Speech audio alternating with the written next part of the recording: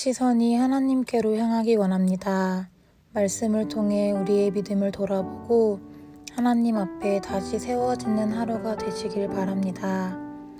다 함께 사도신경으로 우리의 신앙을 고백하겠습니다. 전능하사 천지를 만드신 하나님 아버지를 내가 믿사오며 그 외아들 우리 주 예수 그리스도를 믿사오니 이는 성령으로 잉태하사 동정녀 마리아에게 나시고 본디오 빌라도에게 고난을 받으사 십자가에 못 박혀 죽으시고 장사한 지 사흘 만에 죽은 자 가운데서 다시 살아나시며 하늘에 오르사 전능하신 하나님 우편에 앉아 계시다가 저리로서 산 자와 죽은 자를 심판하러 오시리라. 성령을 믿사오며 거룩한 공회와 성도가 서로 교통하는 것과 죄를 사하여 주시는 것과 몸이 다시 사는 것과 영원히 사는 것을 믿사옵나이다. 아멘.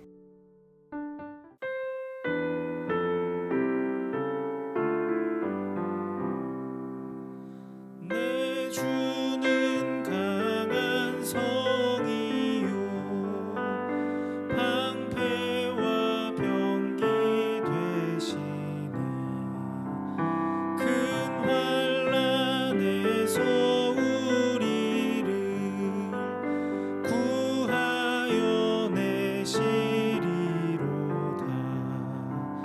옛 원수 마귀는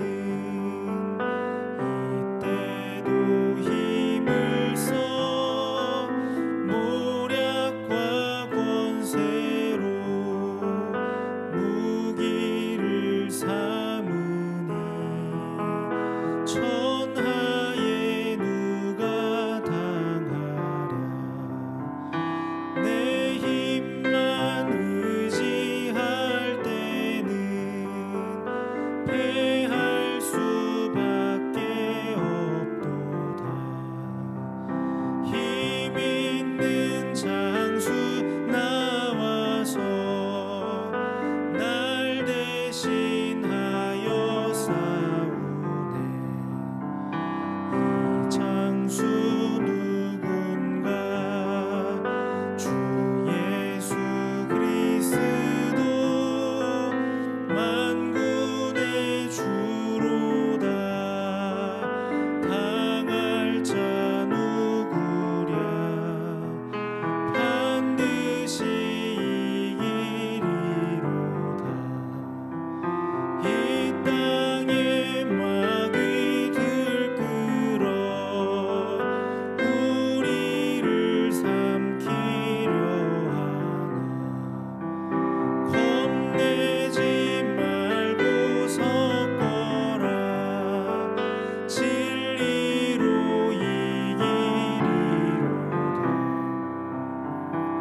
친척과 재물과 명예와 생명을 다 빼앗긴데도 진리는 살아서 그 나라 영원하리라.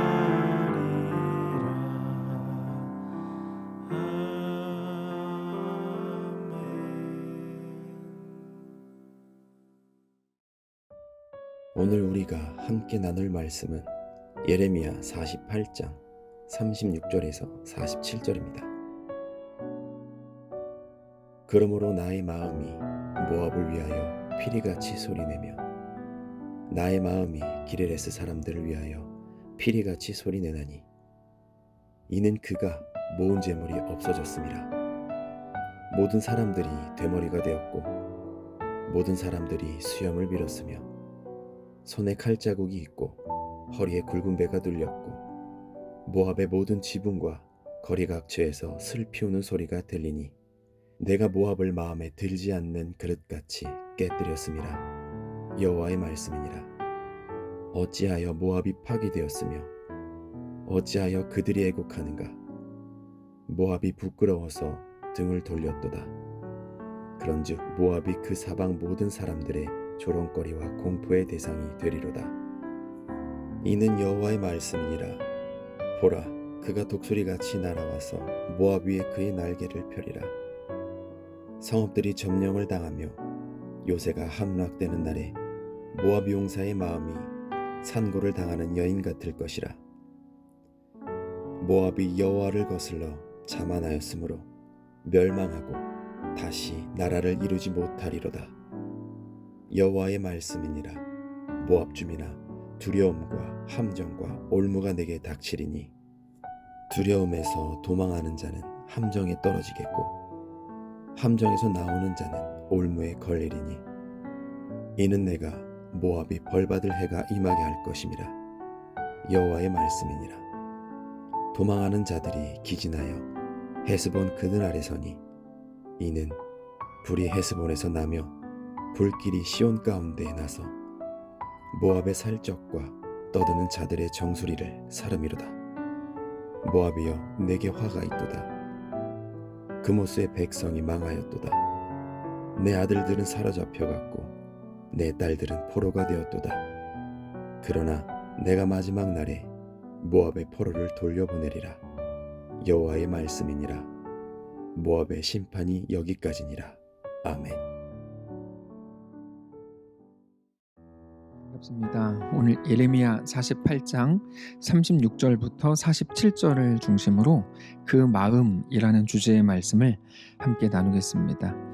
오늘 본문에 소개된 내용들은 참 슬픈 일들입니다. 그 슬픔은 사람들의 슬픔이라기보다 하나님의 슬픔입니다. 36절입니다.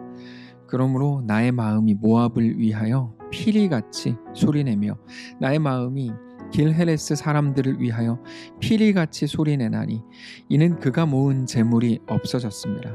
자, 피리같이 소리를 낸다는 이 표현은 갈대피리 소리를 말하는 것으로 고대 중동에서 슬픔이나 기쁨을 표현할 때 사용하는 방식입니다.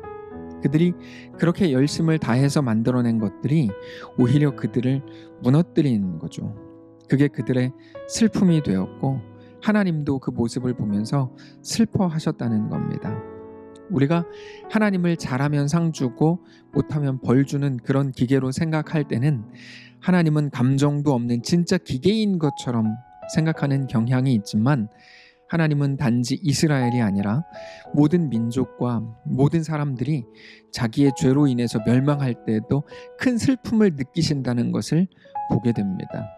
많은 사람들이 언젠가부터 하나님을 매우 잔인한 분으로 감정도 없고 그저 자기 정의에만 완전히 매몰돼서 잘하면 상 주고 잘못하면 벌 주는 분으로 인식하게 만들었다는 사실에 대해서 아주 분노합니다. 우리 하나님은 그런 분이 아닙니다. 그래서 우리는 당연히 예수를 믿어서 죄사함을 받고 그렇게 하나님과 동행하는 온전한 백성이 되어야 되는 것을 강조하는 게 마땅하지만 믿지 않는 사람들에 대한 가볍고 쉬운 평가를 멈추어야 합니다. 그럼에도 그게 마치 당연한 것처럼 마땅한 것처럼 나는 믿었고 너는 안 믿었다, 이게 기준이 돼서 그러므로 내가 구원받는 거 당연하고 너는 지옥에 간다, 이렇게 말하지 말아야 된다는 거죠. 여기에는 두 가지 오해가 있는데 내가 믿었기 때문에 구원받는 거 당연하다. 여러분, 이건 오해입니다. 하나님의 은혜로 구원을 받았죠. 너는 안 믿었으니까 너는 지옥에 갈 거야. 어떻게 알아요? 믿지 않는 우리에게 성령을 보내셔서 먼저 믿게 하신 하나님께서 그의 인생 가운데 어떻게 역사하실지 어떻게 아냐고요. 그러니까 그 순간 다 맞는 말인 것처럼 들린다고 해도 그 사람의 구원에 대해서 우리는 알 수가 없거든요. 그게 우리에게 주어진 권한이 아니기 때문입니다. 당장 오늘 본문을 보면서 제일 처음 이해가 안 되는 부분이 하나님의 슬픔에 관한 내용입니다. 모압이 멸망하는데 하나님이 왜 슬프시죠? 우리는 알 수 없습니다. 다만 확실한 한 가지는 하나님이 오늘 본문에서 슬퍼하신다는 거죠. 자, 하나님께서 슬퍼하시는 그들의 모습은 뭘까요? 한마디로 모압의 슬픔입니다. 하나님은 모압의 슬픔을 보면서 슬퍼하신다는 거죠. 우리가 하나님에 대해서 잘 알아야 되는데 하나님께서는 누군가가 믿지 않는 자라고 해서 그 사람의 고통을 그러므로 절대로 즐기시지 않습니다. 물론 그는 믿지 않는 것 때문에 제 갈 길로 가겠죠. 그러나 하나님은 그의 멸망을 원하시지 않는다는 거죠. 하나님은 그의 구원을 원하십니다. 우리는 모압이 잘못했으니까 멸망당하는 게 마땅하다, 죽어도 싸다, 뭐 이런 식으로 생각을 하지만 그것은 절대로 하나님의 마음이 아니라는 것을 알아야 합니다. 하나님은 여전히 그들이 돌아오기를 원하십니다. 그게 하나님의 마음입니다. 그럼에도 하나님은 죄와 공존하실 수 없습니다. 그래서 죄에 대해서 언제나 단호하시죠. 물론 언제라도 그들이 돌아온다면 하나님은 그들을 받으십니다. 그 대표적인 예가 니느웨입니다. 니느웨는 아수르의 수도입니다. 아수르는 하나님의 백성인 이스라엘을 늘 괴롭히던 민족이었습니다. 그들의 죄 때문에 그들은 죽어가는 중이었죠. 그러나 하나님께서는 그들을 위해 선지자 요나를 보내십니다. 요나는 너무 대충 날림으로 회개를 선포했는데 그런 이상한 방식의 설교를 그들이 듣고 돌아서고 회개합니다. 요나는 그들이 회개하고 용서받는 것에 대해서 이해하지 못하죠. 하나님께 소리를 지르면서 불평합니다. 시위를 합니다. 하나님께서는 그때 아주 중요한 말씀을 하십니다. 요나서 4장인데요.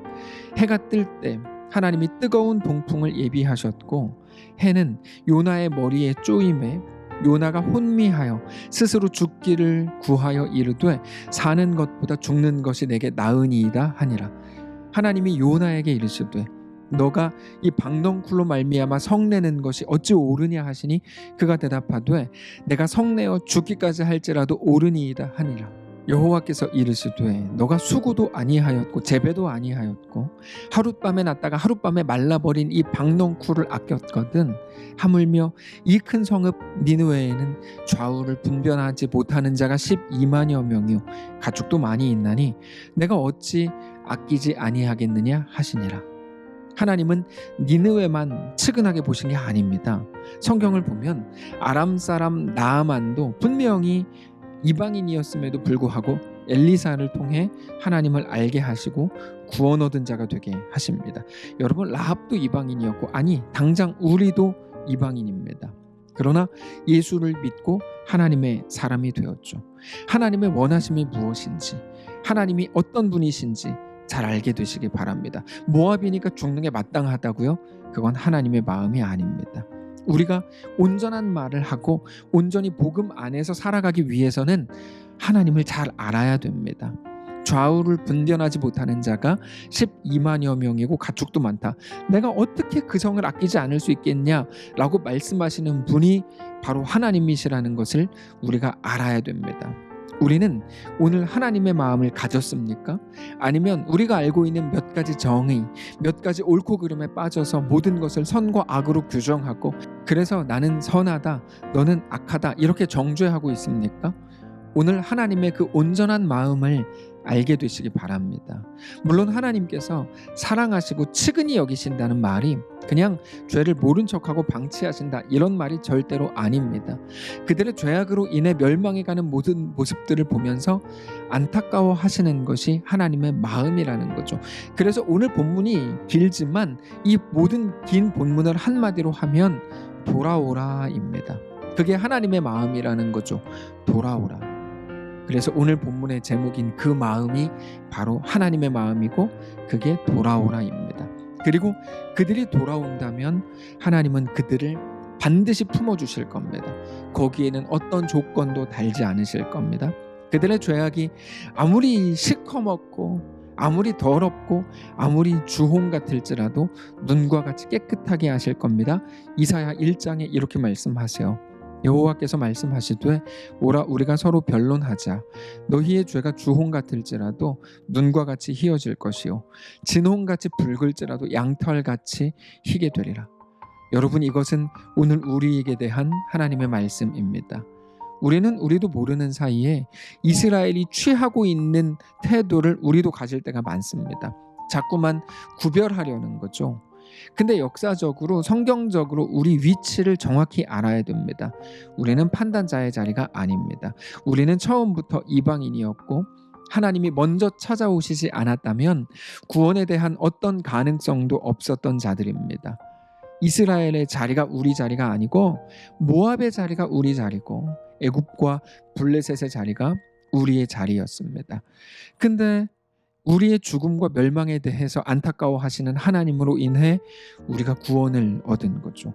오늘 그 사실을 온전히 알게 되시기를 바랍니다. 다시 한번 깊이 생각하실 수 있기를 바랍니다. 오늘 어떤 자리에 계십니까? 오늘 하나님께로 돌이키시기 바랍니다. 그렇게 하나님을 더 온전히 알아 우리 모든 삶의 자리에서 하나님을 깊이 사랑하고 그렇게 주님을 닮아가는 거룩한 주의 성도들 되시기를 바랍니다. 기도합시다. 살아계신 하나님 감사합니다. 우리의 생각과 마음을 하나님께로 돌리기를 원합니다.